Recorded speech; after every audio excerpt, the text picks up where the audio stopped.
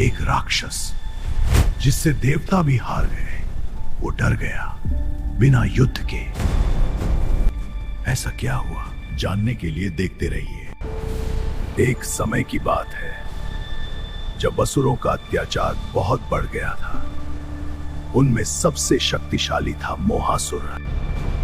उसने अपनी शक्तियों के बल पर स्वर्ग और पृथ्वी दोनों पर कब्जा कर लिया और सभी देवताओं को बंदी बना लिया। जो मोह यानी भ्रम और आसक्ति का प्रतीक था, उसने अपनी शक्तियों से पूरे संसार पर कब्जा कर लिया। अब अहंकार अपने चरम पर था। खुद को उसने त्रिलोक का स्वामी घोषित कर दिया। स्वर्ग, पृथ्वी और पाताल सब कुछ अब उसके अधीन था। देवताओं के पास अब कोई उपाय नहीं बचा।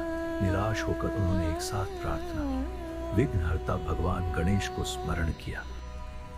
भक्ति में इतनी शक्ति थी कि अंधकार भी कांप उठा और दिव्य प्रकाश प्रकट होने लगा। उनकी भक्ति से प्रसन्न होकर भगवान गणेश प्रकट होने लगे।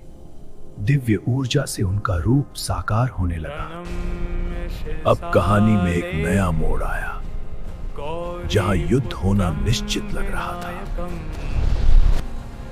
भगवान गणेश ने महोदर रूप धारण किया। उनकी उपस्थिति से ही अंधकार मिटने लगा और चारों ओर प्रकाश फैल गया। लेकिन यहां कुछ अलग हुआ।